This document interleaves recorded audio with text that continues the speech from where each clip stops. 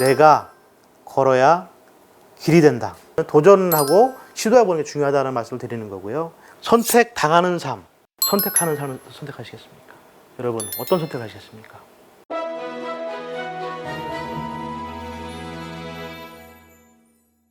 네, 여러분, 간단하게 제 소개를 드리겠습니다. 저는 지금 LG그룹 연수원인 LG인화원에서 근무를 하고 있고요. LG그룹에 있는 임직원들 대상으로 해가지고 교육 업무를 하고 있습니다. 또한 전문 코치로서 지금 자격증을 가지고 있고요. 그걸 기반으로 해가지고 조직 내에서뿐만이 아니라 외부에서도 코치로서 활동을 하고 있습니다. 본론 들어가기 앞서가지고 우리가 지금 처한 상황을 한번 돌아봤으면 좋겠습니다. 지금 코로나도 있고 또 이제 기업들이 경쟁이 너무 치열해진 나머지 기존과는 전혀 다른 패러다임으로 지금 경영을 하다 보니까 아마 전통적으로 해오던 대기업들의 공채는 다 지금 사라지고 있습니다. 수시 채용으로 전환되고 있고요. 이 의미는 뭐냐 하면 꼭 필요한 인재들을 선발을 한다는 개념이 되겠죠. 그리고 아마 그 분야에 대한 전문성 있는 사람들을 뽑는다는 의미가 있을 겁니다. 그러면 최근에 우리 기업들이 갖고 있는 인재상은 무엇일까? 궁금하지 않습니까? 한번 좀 제가 조사를 해와봤습니다. 그래서 보시면 우선 2018년까지의 어떤 그 데이터를 보면은 소통, 협력, 뭐 전문성 이런 것들이 좀 나와 있어요, 그렇죠? 근데 최근에는 어떤 인재상이 있냐면요, 책임감, 문제 해결력 뭐 이런 것들이 들어가 있어요. 제가 말씀드리고 싶은 부분은 뭐냐면 기업이 이런 사람들을 뽑는구나라고 하는 어떤 인재상 자체가 갖는 의미를 한번 말씀드리고 싶은 거예요. 사실은 보시면 아시겠습니다만은 이런 개념들은 되게 추상적이잖아요. 생각해 보죠. 과연 이 인재상이라고 하는 것이 우리가 갖고 있는 개개인의 어떤 그런 좀 고유성을 대변할 수 있을까? 그럼 어떻게 하면은 이 내가 갖고 있는 그런 그 고유성에 대해 가지고 구체적으로 그걸 갖다가 보여줄 수 있을 것이냐? 이게 더 중요한 문제가 아닌가라는 생각이 들어져 가지고 말씀을 드리는 겁니다. 또 하나 저희가 봐야 될 게 뭐냐면요. 요거는 미국에서 조사한 연구 결과입니다. 소위 우리가 좀 채용을 한다고 하면 정규직 채용을 좀 생각하잖아요. 근데 시대가 바뀌어 가지고요, 지금은요. 정규직 채용은 불과 몇 프로입니까? 25%밖에 안 돼요, 사실. 나머지 75%는요. 기획 탤런트. 그러니까 내가 수시로 필요로 할 때 취업을 하고 나머지 시간은 내 삶을 즐기는 거예요. 바뀌고 있는 겁니다. 이게 뭐를 의미합니까? 서플라이어인 기업과 그리고 이제 그 수요자인 우리 구직자와의 어떤 그 입장이 바뀐 거죠. 네, 그런 부분을 생각해 보신다면 아마 여러분들 세대도 그런 부분이 있을 겁니다.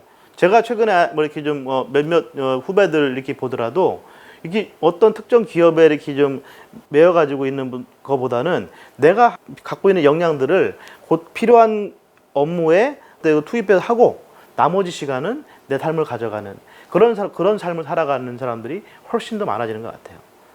되게 큰 변화죠, 사실 이거죠. 자, 그런데 중요한 문제가 있습니다. 우리는 인생을 살면서 세 가지 분면의 사이클의 삶을 살아갑니다. 사람의 성장 곡선이 세 가지 모드로 된다고 합니다. 하나는 내가 태어나서 아마 대학교를 졸업할 때까지가 될 것 같아요. 그때는 부모님으로부터 선생님으로부터 받는 삶을 사는 삶입니다. 그런데 이제 본격적으로 이제 30대 전후가 취업을 하시지 않습니까? 이때부터 40대 중반까지는 아마 이제 준비하는 삶이라고 좀 표현해놨습니다. 그 어떤 걸 준비하는 거냐? 40대 이후에 누군가에게 베푸는 삶을 준비하는 삶이라는 거죠. 우리 인간은 그렇게 갈 수밖에 없어요. 사회 동물이기 때문에 혼자 살 수 없고요. 그리고 이제 내가 지금의 위치에 있는 것은 내 혼자 모든 걸 이룬 게 아니에요. 누군가의 도움을 받았기 때문에 역시 나도 베풀어야 되는 삶을 살아야 되는 거예요. 그런데 그거한테 제일 중요한 포인트가 이 선택이라고 하는 이 시점인 거예요. 그래서 어떤 선택을 할 것이냐라는 게 되게 중요한 포인트가 되겠죠. 그렇죠? 여러분, 어떤 선택을 하시겠습니까? 선택당하는 삶을 선택하시겠습니까? 안 그러면 선택하는 삶을 선택하시겠습니까? 생각해 보세요, 여러분들. 취업을 할 때 여러분들 직장을 선택하잖아요. 그때 일단은 내가 어느 기업이든 들어가고 보자라고 하는 것들이 있기 때문에 사실은 이것저것 내가 갖고 있는 어떤 강점이나 이런 것들을 최대한 발현을 하지 못하는 상황이 돼버려요. 이거는 선택당하는 삶입니다, 사실은요. 인생에 있어가지고는. 선택하는 삶이라고 하는 건요, 직장이 아니라 직업의 개념으로 가는 겁니다. 직업을 선택할 때는 근본적으로 나는 어떤 사람인지를 알아야 돼요. 내가 어떤 특성이 있고 어떻게 살아왔고 이런 부분들이 분명히 있어야지만이 그걸 기반으로 내가 올라갈 수 있는 겁니다. 예를 들어보죠. 우리 스마트폰 여러분들 쓰시잖아요. 근데 여러분들이 스마트폰 쓰는 거 하고 이제 정말 나이가 많으신 분, 정말 시골에 이렇게 사시는 분이 스마트폰 쓰시는 거 하고 차이가 나겠죠. 시골에 사시는 분은 스마트폰 쓸 때 그냥 통화 기능밖에 못 쓰실 거예요. 근데 여러분들 그게 아니잖아요. 그걸 스마트폰을 가지고 데이터도 저장하고 사진을 찍고 인스타그램 올리고 다 하고 있잖아요. 그 차이가 뭡니까? 스마트폰의 기능을 알기 때문에 그런 거예요. 마찬가지로 여러분 사용 설명서를 아셔야 되는 거예요. 그게 출발점이라는 겁니다. 그 다음에 필요한 게 뭐냐면 당장의 어떤 그런 내 직장보다도 나는 무엇을 위해 살아가는 거지? 이 생각을 해봐야 되는 겁니다. 사실은. 여러분들 혹시 이 부분에 대해 생각해 보셨나요? 그동안 아마 여러분들 공부하시느라고 쉽지 않았을 겁니다. 또 직장을 가기 위해서 토익 공부하고 각종 스펙을 쌓는 활동들을 해나가고 있죠. 그 속에서 이제 이런 것들을 놓치고 있는 거죠. 제일 중요한 것들을.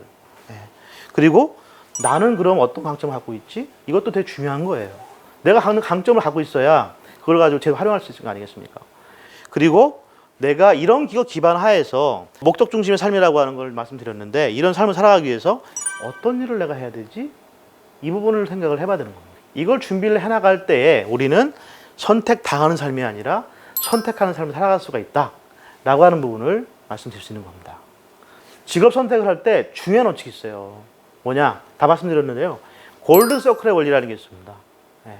이게 뭐냐면 생각의 출발점을 내가 당장 취업을 해야 되기 때문에 내가 어떤 스펙을 쌓아야 되라고 하는 노하우라고 하는 관점에서 출발하는 게 아니고요. 나는 누구이고 내가 어떤 삶을 살아가야 되는 것이야 라는 관점에서 노와이에서 출발하는 이게 제일 중요하다는 거 말씀드리는 겁니다. 그 다음에 내가 그러면 그런 삶을 살아가기 위해서 어떤 직업을 가져야 되는 거야 라고 하는 게 나오는 거죠. 그게 노하십니다. 그리고 그 직업을 갖기 위해서 뭐가 필요한 거야? 생각하는 게 노하우입니다.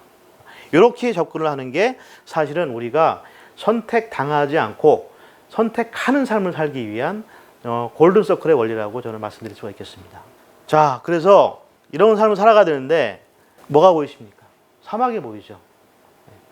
여러분들 이제 저 사막을 안 가봤습니다만 이 사막이라고 하는 곳이 하룻밤을 자고 나면요 이 지형이 전혀 새로운 지형으로 바뀐다고 합니다.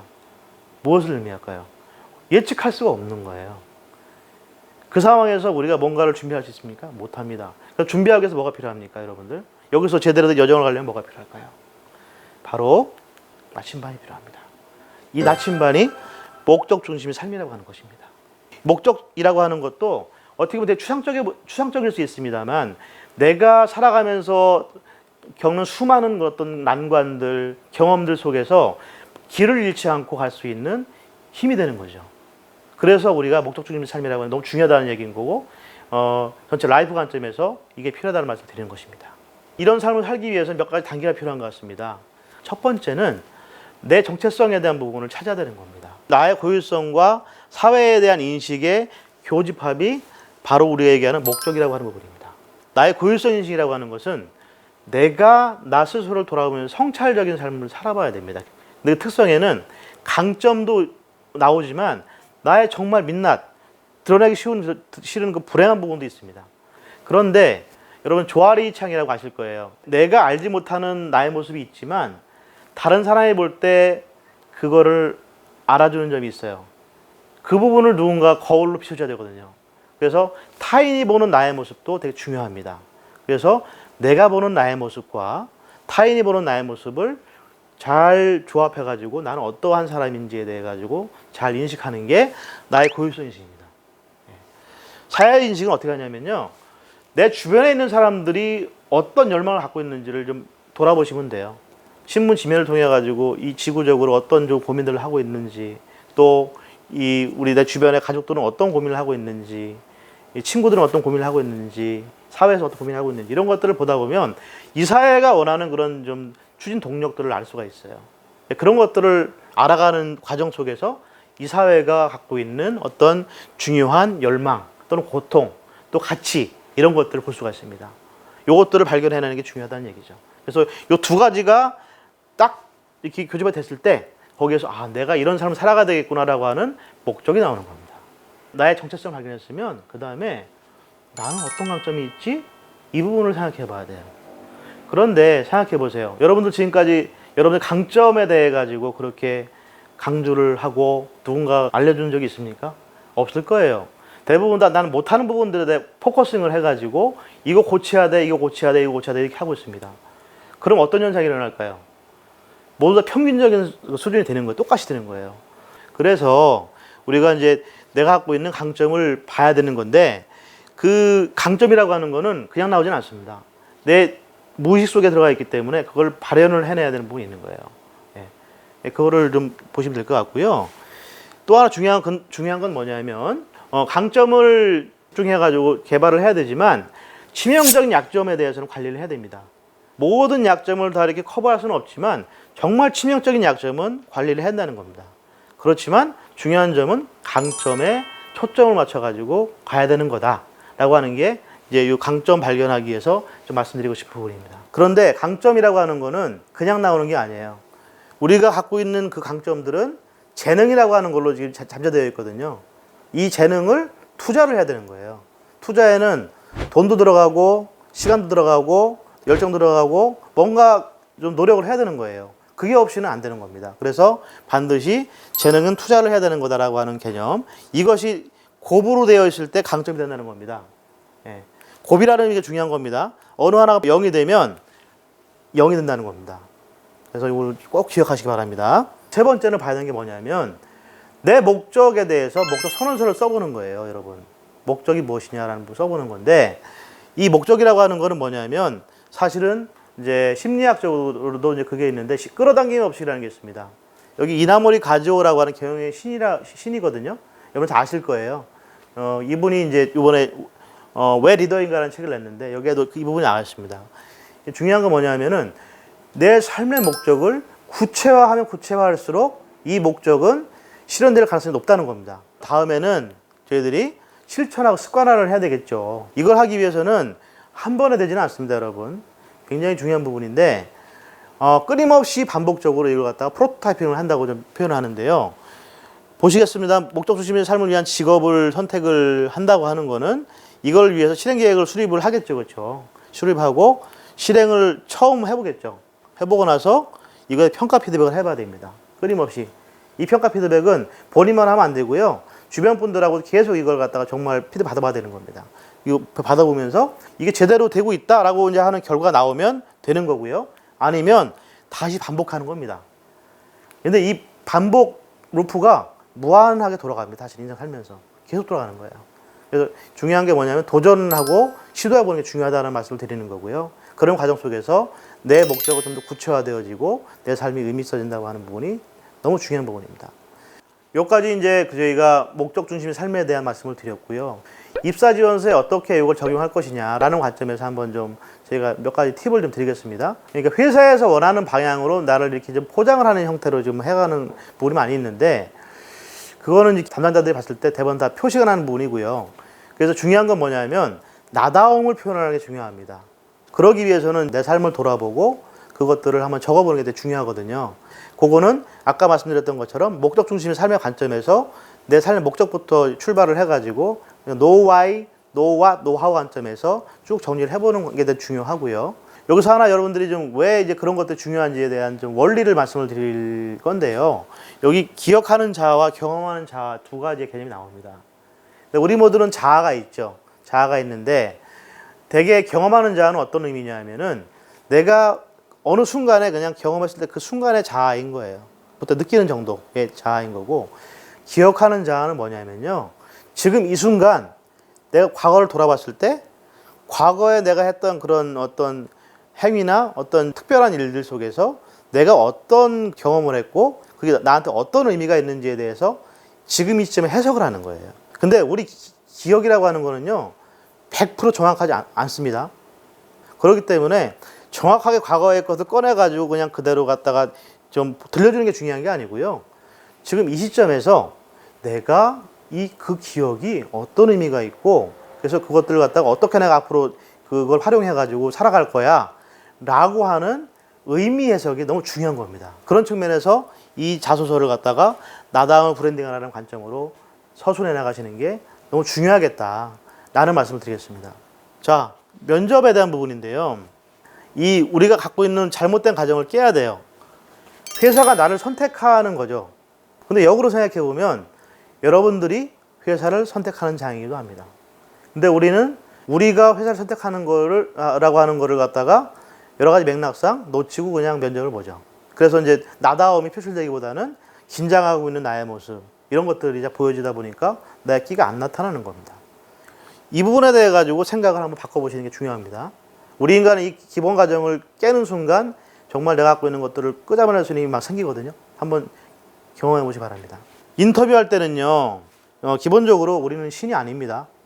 그렇기 때문에 면접 상황에서 면접관이 질문을 할 때 그 질문에 대해 가지고 답을 못한다 해가지고 그것 때문에 자꾸 이렇게 신경 쓸 필요 없어요. 모르면 질문하면 되는 겁니다. 신입사원 뽑을 때 저희들이 보는 포인트가 뭐냐면 이분들이 얼마나 전문성이 있느냐라고 하는 것보다도 얼마나 패기가 있고 진정성이 있고 정말 나다움을 표출하느냐, 이걸 보는 겁니다. 그리고 또 두 번째는 뭐냐면요, 내가 있는 모습 그대로 보여주는 게 중요합니다. 그래서 자소서를 그렇게 쓰라고, 아까 제가 목적 중심의 관점에서 쓰라고 말씀드렸는데, 그걸 쓰다 보면 그걸 갖다가 인터뷰 질문에 충분히 답변할 수 있는 힘이 생기거든요. 그래서 나다움을 표출하는 그런 부분이 필요하다는 말씀 드리고요. 그리고 중요한 점은 내 관점에서 답변하지 마시고요, 인터뷰어 관점에서 저 사람이 뭘 물어봤는지 의도를 좀 파악하시고 답변하는 게 중요할 것 같다라는 부분들을 좀 말씀드릴 수 있겠습니다. 이런 것들을 실행해 나가는 데 있어가지고 몇 가지 좀 마인드 세팅에 대한 부분이 필요한 것 같습니다. 아마 뇌과학 쪽에서는 많이 연구가 됐는데 뇌의 가소성이라고 하는 게 있어요. 그래서 우리가 되게 믿고 있는 그런 것 중에 하나가 뭐냐면 성년이 되면 뇌는 더 이상 개발되지 않는다, 바뀌지 않는다라고 하잖아요. 그렇지 않아요. 한 6개월 정도, 3개월 정도 이렇게 후간을 들이게 되면 뇌 구조가 바뀌어요. 그렇기 때문에 뭔가 새로운 것들을 끊임없이 시도를 해나가는 게 중요하다는 말씀을 드리는 거고요. 성장 마인드셋과 픽스드 마인드셋 두 가지 관점이 있는데요. 이거는 외부 환경에 대해서 내가 어떻게 해석을 하느냐에 대한 얘기입니다. 성장 마인드셋은요, 외부에 여러 가지 자극들이 왔을 때 그것들이 아무리 힘든 상황이라 하더라도 그 부분에 대해 가지고 내가 성장할 수 있는 그런 어떤 좀 요소를 준다고 보고 있는 입장이고요. 픽스드 마인드셋은 뭐냐면 외부의 어떤 여러 가지 자극들에 대해 가지고 그래, 나 어쩔 수 없어, 나는 원래 이런 상황이야 라고 하는 운명론에 빠져 있는 것을 의미합니다. 그래서 이게 되게 중요한데요, 뇌가소성을 생각해 보시면 당연히 우리는 성장 마인드셋을 갖고 가는 게 중요한 것 같습니다. 두 번째는요, 급진적 거북이라고 하는 겁니다. 템퍼드 레디컬인데요, 항상 내가 뭔가를 소통할 때 내가 갖고 있는 신념이나 이런 것들을 분명하게 얘기하는 그런 습관을 들이는 게 중요하고요.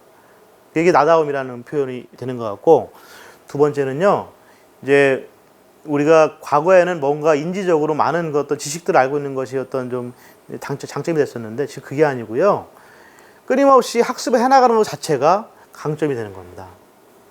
왜냐하면 기존에 있는 지식들은 이미 누군가가 만들어 놓은 죽은 지식인 겁니다. 그건 네이버 지금 다 나와요. 그걸 갖다가 굳이 이렇게 할 필요가 없는 거예요. 대신에 우리는 이 변화하는 것들에 대해서 끊임없이 배워내려고 하는 그런 태도, 배워나가는 것들을 하는 게 중요하다는 말씀 드리고요. 세 번째는 이 경험을 쌓아가야 되는데 작은 성공 체험을 많이 쌓아가시는 게 중요해요. 이걸 하기 위해서 다양한 경험을 해야 되겠죠. 그런 것들을 해나가시는 게 필요하고요. 네 번째는요, 이거 혼자 할 수 없습니다. 많은 어떤 그 소사이어티에 이렇게 연결되셔가지고요, 그들과 같이 연대해서 나가게 되면 여러분들 외롭지 않습니다. 같이 나갈 수가 있고, 거기서 힘이 생길 수가 있고, 또 자신감 있게 여러분들의 삶을 만들어갈 수가 있습니다. 끝으로 말씀드리고 싶은 게 뭐냐면, 내가 걸어야 길이 된다. 길은 그냥 만들어지지 않습니다. 그래서 끊임없이 뭔가를 시도하고 만들어가는 삶, 그리고 그 삶이 결론적으로는 내 삶의 지향적인 목적을 설정해 놓고 그거에 기반해 가지고 도전하고 이렇게 좀 경험해 나가는 삶, 그런 삶을 살아가시기를 좀 바라면서, 자, 이상으로 제가 준비한 내용을 마치겠습니다. 감사합니다. 예.